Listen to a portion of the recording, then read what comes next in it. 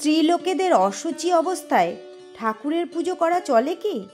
তাই নিয়ে মা কি বলছেন আজ শুনব সেই কথা। মায়ের এক গৃহী ভক্ত সরজুবালা দেবী। একদিন তিনি শ্রীমাকে প্রশ্ন করলেন, মা, স্ত্রীলোকেদের অশুচি অবস্থায় ঠাকুরের পুজো করা চলে কি? শ্রীমা উত্তরে বললেন, হ্যাঁ মা, চলে, যদি ঠাকুরের ওপর তেমন টান থাকে। একথা আমিও ঠাকুরকে জিজ্ঞাসা করেছিলুম। ঠাকুর বলেছিলেন, যদি পুজো না করার জন্য তোমার মনে খুব কষ্ট হয় তাহলে করবে, তাতে দোষ নেই, নতুবা করো না।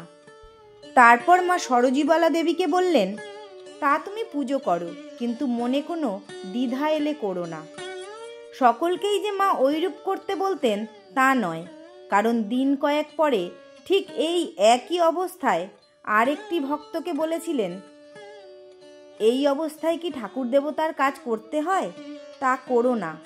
শ্রীমা আরও বলেছিলেন, বাবা, সংসার মহাধক, ধকে পড়লে ওঠা খুব মুশকিল। ব্রহ্মা বিষ্ণু খাবি খান, মানুষ তো কোন ছাড়, তার নাম করবে, নাম করতে করতে তিনি একদিন কাটিয়ে দেবেন। তিনি না কাটালে কি উদ্ধার হওয়া যায় বাবা? তাতে খুব বিশ্বাস রাখবে। সংসারে যেমন মা বাপ ছেলেদের আশ্রয়স্থল, ঠাকুরকে তেমনি জ্ঞান করবে। ভয় কি বাবা? তাকে খুব ডাকলে সব বিষয়ে তিনি এসে রক্ষা করবেন। যেমন ঝড়ে মেঘ উড়িয়ে নেয়, তেমনি তার নামে বিষয় মেঘ কেটে যাবে। কাম কি একেবারে জায়গা? শরীর থাকলেই কিছু না কিছু থাকে।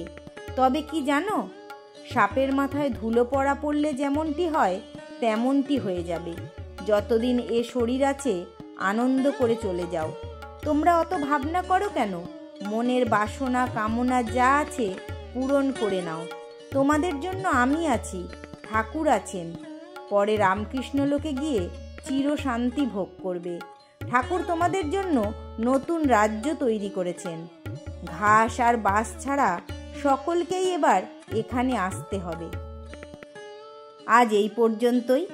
আবার আসবো নতুন কোনো গল্প নিয়ে। সবাই ভালো থাকবেন, সুস্থ থাকবেন, মাকে ধরে মহানন্দে থাকবেন। জয় মা শারদা।